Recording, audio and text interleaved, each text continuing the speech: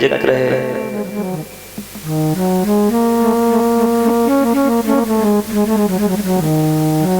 महारानी सुनीति महल की छत पे खड़े होकर के काग उड़ा रही है, लेकिन सुरुचि के कानों में जब शोर की आवाज गई, इसने महाराज को बुला लिया और महाराज को बुला करके बोली, देखा लिया महाराज, देख लिया। ये छत पे खड़ी हो जाती है, शोर करती है, मुझे अच्छा नहीं लगता है। इससे कहो आज के बाद ये महलों के काग नहीं उड़ा है, बल्कि जंगल में जाकर के झोंपड़ी बना करके रहे और खेतों के काग उड़ाए। राजा ने महारानी सुनीति को महलों से बाहर निकाल दिया सज्जनों, और जंगल में झोंपड़ी बनाकर के महारानी सुनीति रहने लगी है। अब वक्त धीरे धीरे धीरे धीरे गुजरता चला गया। जब काफी समय गुजर गया, परीक्षित एक दिन का जिक्र है, रात्रि में महारानी से झोंपड़ी में सो रही हैं और अचानक घनघोर बारिश हो गई। और जब बारिश हुई है, वो बारिश का जल महारानी की झोंपड़ी में प्रवेश कर गया। तो सज्जनों, रात्रि में रानी जाग करके बैठ गई और सारी रात रानी को रोते रोते गुजर गई है।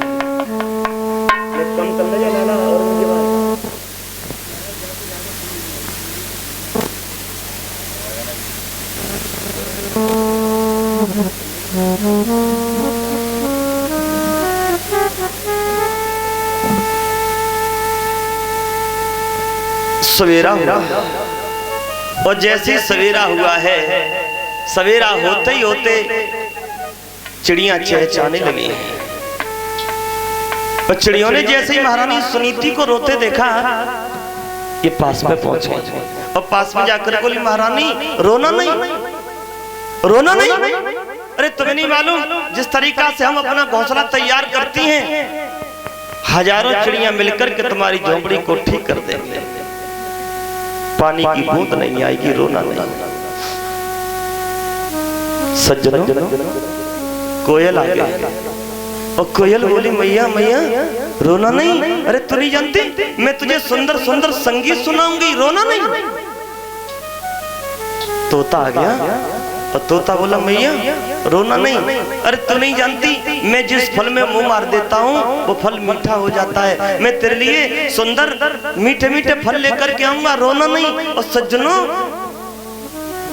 तब तक खरगोश का बच्चा आकर के माता की गोदी में गिर गया और बोले, मैया रोना नहीं, रोना नहीं। अरे तू इसलिए रोती है कि तेरे द्वारा कोई संतान पैदा नहीं हुई, तो मैया चिंता नहीं करना, मैं तुम्हें माँ समझ करके प्यार करूंगा, तू मुझे पुत्र समझ करके दुलार करना, रोना नहीं।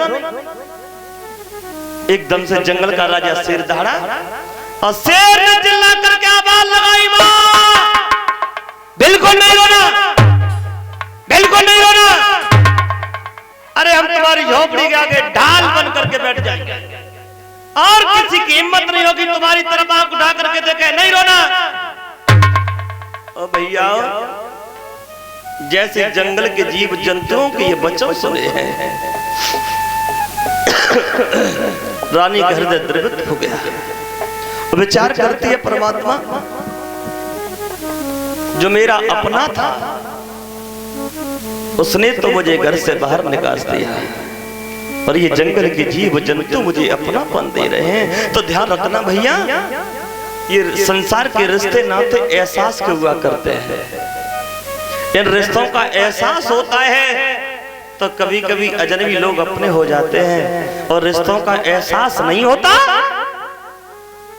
अपने भी पराये हो जाते हैं। रानी विचार करती है, परमात्मा मैं ऐसी जिंदगी जी रही हूं, इससे तो अच्छा है कि मैं चल करके जंगल में मर जाऊं। दिन गुजरा, रात हुई है और महारानी सुनीति उस झोंपड़ी को छोड़ करके जंगल में मरने के लिए प्रस्थान कर गई। ए भैया, रात्रि के अंधेरे में सोच रही है कोई कुआं या ताला मिल जाए जिसमें गिर करके मैं मौत कर लूं।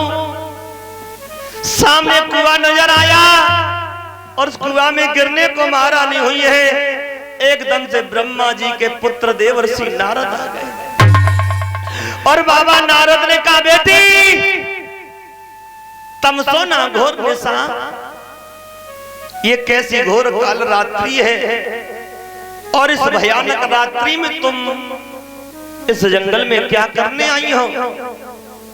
सज्जनों, महारानी सुनीति बोली है श्रीमन, आप इस बात को अच्छी तरीका से जानते होंगे कि एक स्त्री अर्धरात्रि पर जंगल में काय को जाती है। देवर्षि नारद बोले बेटी जानता हूं कि एक स्त्री अर्धरात्रि पर जंगल में केवल मरने को जाती है, लेकिन महारानी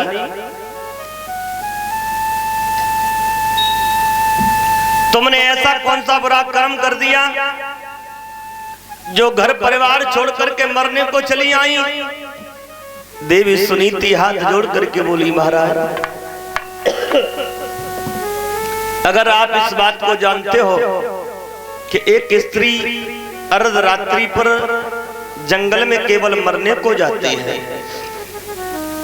तो महाराज आप ये भी जानते होंगे कि वो स्त्री मरना क्यों चाहती है। देवर्षि नारद ने समझाया, शांति व्यवस्था बनाया।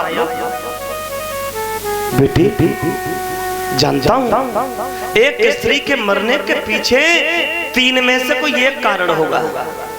कौन से बोले पहली बात ये हो सकती है कि स्त्री की कुच्छा से कोई संतान पैदा नहीं हुई हो, तो संतान के वियोग में आकर के स्त्री मर सकती है। दूसरा कारण हो सकता है समाज के लोग उसका सम्मान नहीं करते हो, तो समाज से अपमानित होकर के वो नारी मर सकती है। बेटी तीसरा कारण ये भी हो सकता है कि स्त्री के पति ने उसका त्याग कर दिया हो, तो पति के वियोग में आकर के वो नारी मर सकती है।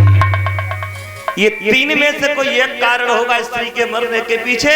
तो हाथ जोड़ करके महारानी सुनीति बोली श्रीमन, आप कहते एक कारण होगा, लेकिन मेरी जिंदगी से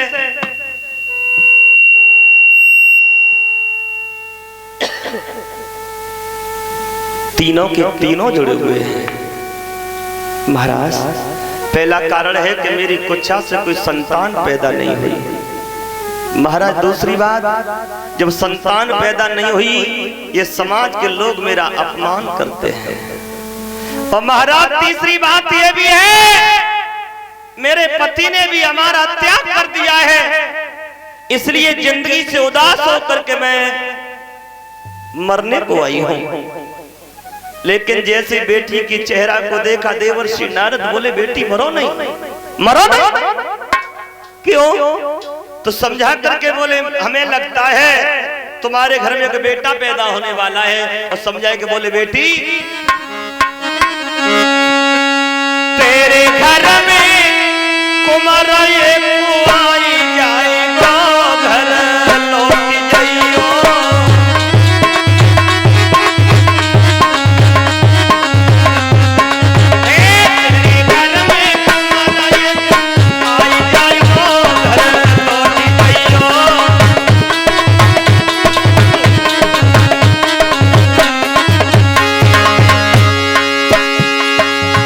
और बिटिया मानो कहने हमारी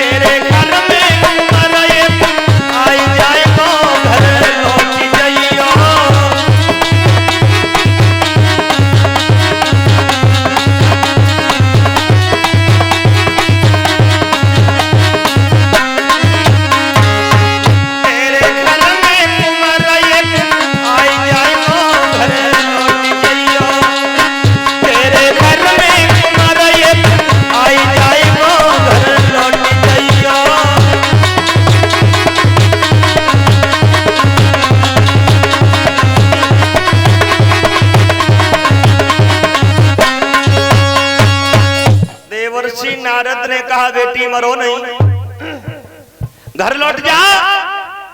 और तेरे मस्तक की रेखा कहती है